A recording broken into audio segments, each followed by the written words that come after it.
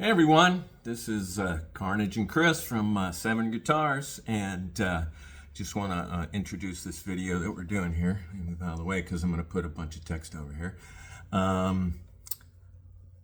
We're going to do product showcases for each one of our new Rogue models. Right now there's going to be 3 videos. With this one is going to be the first one coming out. And hey Carnage.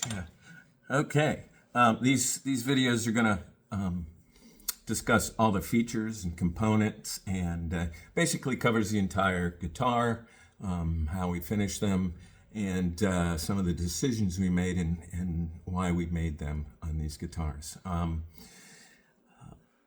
Our first video, and I'll have that right here, the information for this one. Our first video covers our Severin Rogue Black Limba guitar. All the links to see this one on our website will be down in the description. And if you watch to the end, you're going to get a special offer on our website. So remember to like and subscribe to the channel. It really helps the channel and the business here. So say see you at the end, Carnage. Can you?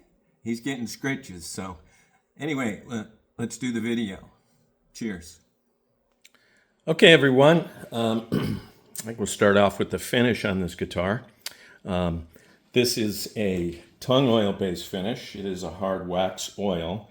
And the process we use is to, we grain fill everything. We grain fill the back of the neck, everything. All the wood, we grain fill that. And that makes it smooth to the touch. The first thing we do after we grain fill is I take a mixture of tongue oil and orange oil, orange solvent, and about a 50-50 mixture. And I actually sand that into the guitar. Let it soak in, and I sand it in. What that does is it puts a really nice seal on the guitar. It also, because we're doing a 50-50, it allows the tongue oil to penetrate. And then I let that dry really well. And then we buff that out. Then after that, we put on a hard wax oil. We use Odie's oil, Odie's original. We put 3 coats of the Odie's oil. Odie's is a mixture of tongue oil and various waxes. Once this is properly cured, we'll give it a buff down with again a 2500 grit Mercapad, and then I will apply 2 coats of Odie's wax. Why do we put wax on it? The wax actually will make it more slippery for your fingers, especially on the neck. And it also will repel more dirt. For our natural guitars like this, that's what we do for our finishes. So let's flip this guitar around. All right, so let's start with the neck design and the neck components. Make sure that you can see what's going on here. All right, let's slide this in here. So we use a bolt-on design on these first Severin Rogues. I have 3 models available on the website. I like this design. I like to use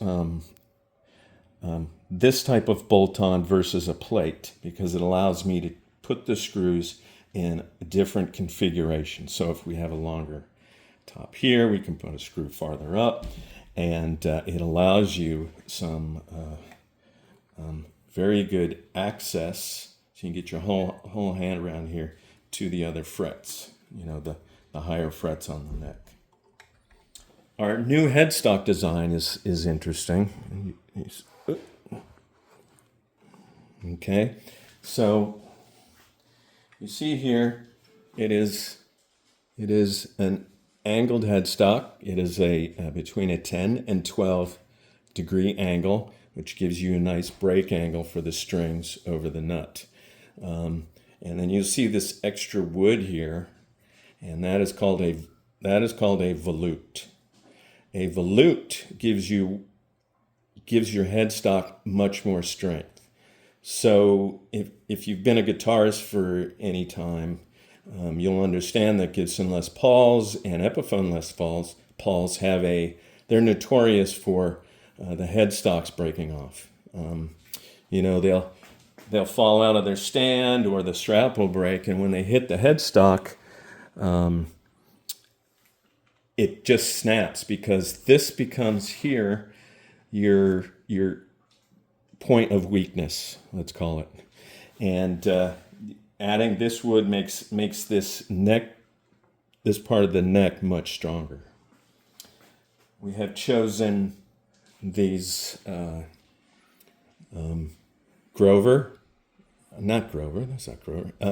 hip shot grip lock tuners.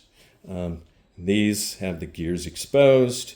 They have a version that closes the gears, but on all the guitars I use locking tuners, and I use hip shot products because they're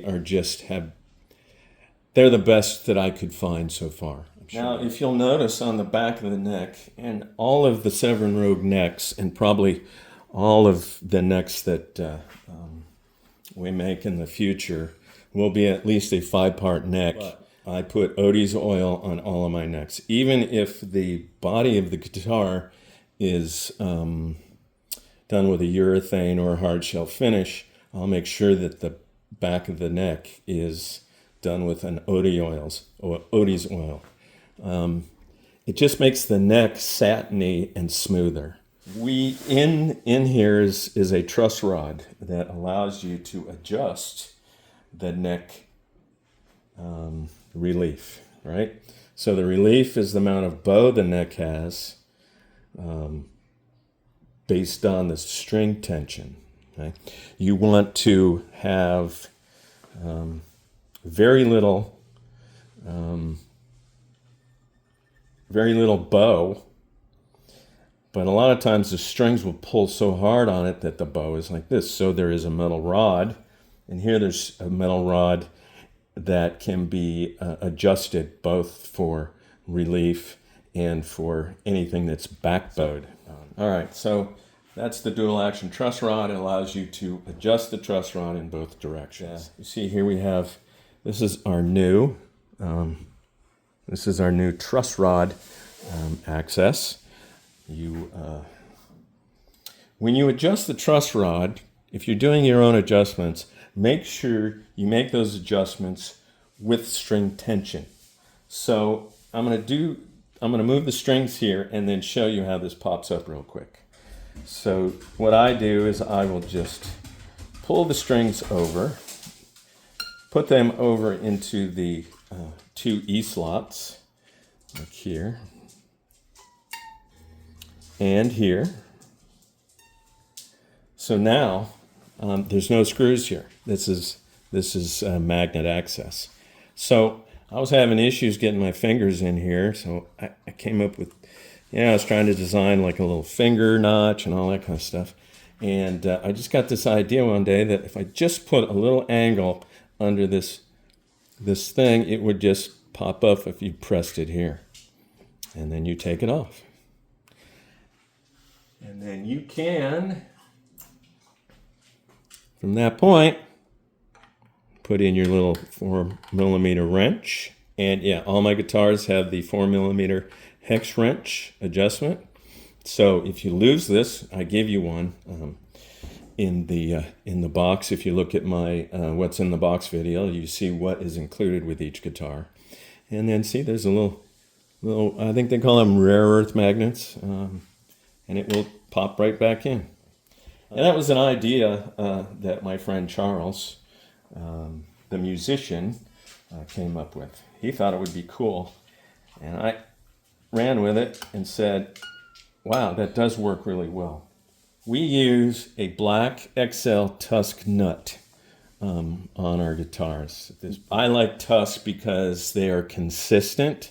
They're very dense. Yeah, they're impregnated with Teflon. So you don't need to put you don't have to buy a little thing of graphite and add that to your nut slots when you change your strings. So, the frets are stainless steel. They are Jescar stainless steel fret wire. The number is, and this will all be on the website, is FW47095-S, which means stainless steel. What that means is the crown width is 0.095 inches, or 2.4 millimeters, and the crown height is 0.047, or 1.9 millimeters. Now, that's a bunch of numbers, but really that's just, we use medium-sized frets. Now, we polish all of the frets. We check for fret sprout. We polish the ends so that you can't get cut here. We cut the little nibs off of the little ends here. I don't know if I can show you a close-up example of that, but there's really no way to cut yourself, or and I put a slight bevel.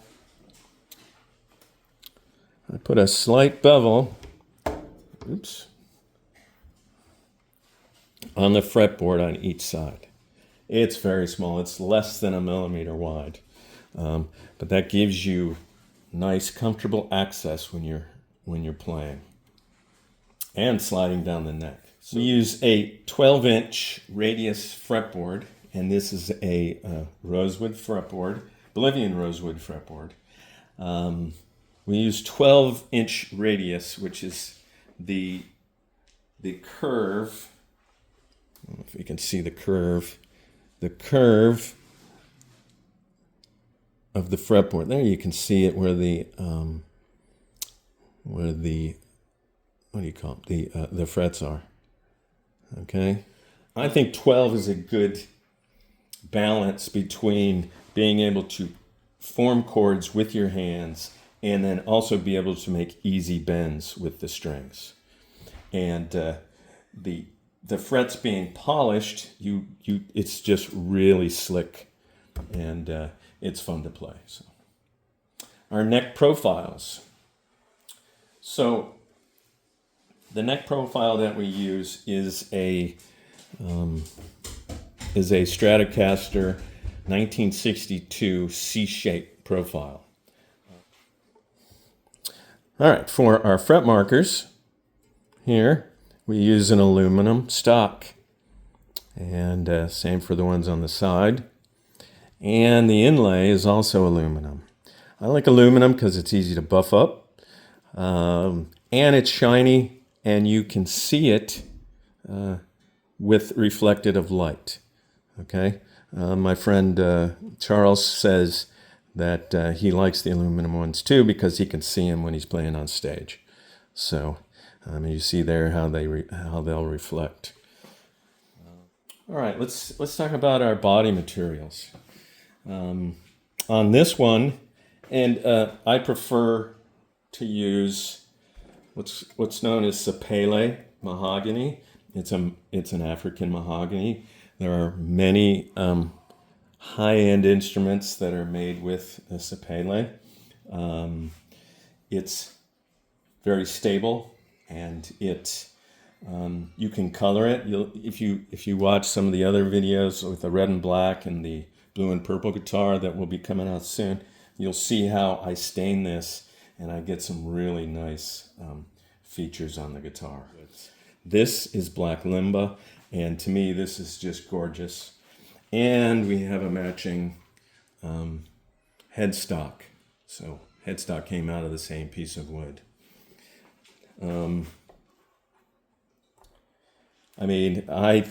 I think if you like natural wood designs, this black Limba is just so beautiful.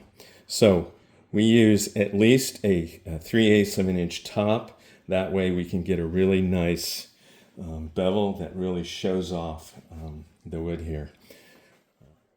Now, let's check out our control cavities. So our control cavities are, make sure we can see it. Our control cavities are screwless, and you just pop them open. Okay. Here you can see the inner electronics for it, and it's real easy to access. Right, and it's real stable. It's not going to fall off on you. It's hard to pull off. So our control cavities are painted with electric shielding paint. It creates like a Faraday cage around the electronics because some of these wires aren't grounded. They're not like the pickup wires. You don't have to do this with the pickup cavities because the pickup cavities or the pickup wires are shielded with a ground wrapping on them, but these wires in here are not. So let's talk about the controls. Okay. The design of this, let's talk about the controls, is we have one volume, one tone, okay, and then a 5-way super switch. The configuration is all the way up, the neck in series. Position 2 is the outer coils, so the top coil and the bottom coil in series. The middle, or the third position, is all 4 coils, so both pickups in series. Fourth position, or the one more towards the bridge, is the inner coils. And then the switch. This is the last position, 5, is just the bridge pickup that is in series. And the inner coils are also in series. So the tone pot has the CTS pots here are 500K potentiometers. The tone has a orange drop, 0.02 microfarad capacitor that allows you to turn down the treble, basically, or turn up the treble on your guitar.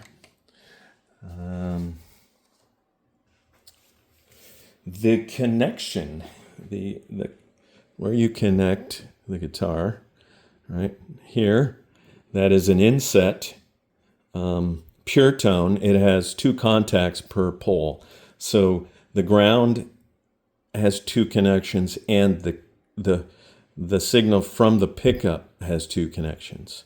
And I also adjust these so that a 90-degree adapter or cable can be used so that your cord goes back this way. Okay. We include with every guitar for the strap pins. Make sure you can see that. For the strap pins, we include Grover strap locks. We include the pin and the part that will attach to your strap. So I'm just going to dig one out of the bag. And this is what you'll have here. So I put on, I have a whole gaggle of these laying around the shop. So I put on ones that are worn. I really like the Grovers because this is made from brass and gives you a really good feeling. You pull the button up and you slide it out. So on this guitar, before it's shipped, I will replace the strap pins with one that is not worn. Now, once you put this on your strap and you strap it into here, like so, that black paint is going to wear off. So, well, you just heard the dog come down and go crazy. So, hopefully I'll cut that out. But that was the dog coming down the stairs, excited about probably nothing. So her name is Athena. Some more on the electronics here. Well, not the electronics. It's related to electronics, but the pickup rings here. this is a special design that I created because I wanted to make my pickup rings out of wood. If you go online, only thing you're going to really find is plastic. And I don't like or steel. And I didn't like either one of them. So I decided I would try and come up with a design to create a strong wooden pickup ring. So my first attempts were, you'd screw it in and it would crack immediately. So what I created was here's an unfinished one, unsanded, that's just been cut out to pattern. So what I created was a 2-ply. So you notice the grain on the bottom part goes, down, and then the grain on the top goes across. Okay, when you glue those two together, it's kind of like plywood. Plywood is super strong, and these are way stronger than wood alone. The bridge that we use is a hip shot string through bridge. It's here. It's a brass. It's a brass bridge. It's very easy to intonate. You have your intonation screws here at the bottom. And again, this is brass. It is grounded from the bottom. And then we do string through, and these are chrome ferrules. And we really like this bridge. And so the strings on the guitar, we use DiMarzio XLs.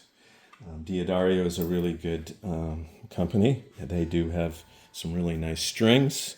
All right, let's talk about pickups, which is, again, with electronics. In here we have a DiMarzio 36th anniversary PAF. This is based on DiMarzio himself, his, I think it was a 69 Strat. No, it was a Les Paul that he had. It's based off what he created for that guitar. And then this one is a DiMarzio Super Distortion.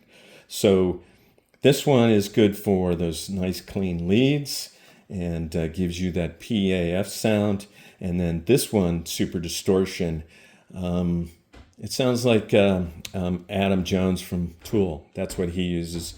He uses the Seymour Duncan distortions, but this is also a good super distortion model. So I like these two. If you want different pickups in your guitar, let me know, and I can possibly replace what's in here with what you prefer.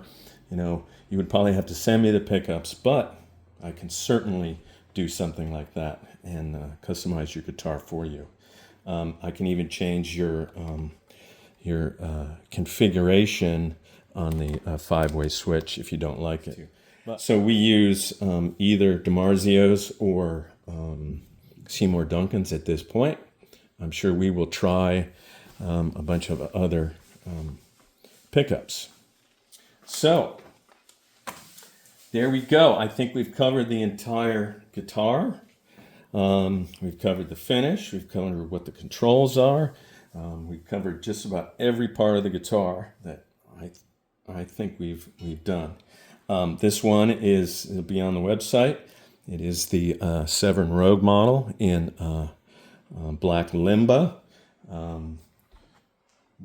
And I'll put the serial number either in the video or down below in the comments. So, hey, thanks for listening. Hey everyone, it's the end of the video, and I usually show my face here, but I just found out when you flip the phone around so you can see your face, all the letters on your signs are backwards. So Carnage and I would like to, since you watched to the end, offer you a discount, 10% off site-wide. Enter the code to the end 10 at checkout. So just do that. And hey, thanks for watching, and be kind to everyone, and keep shredding.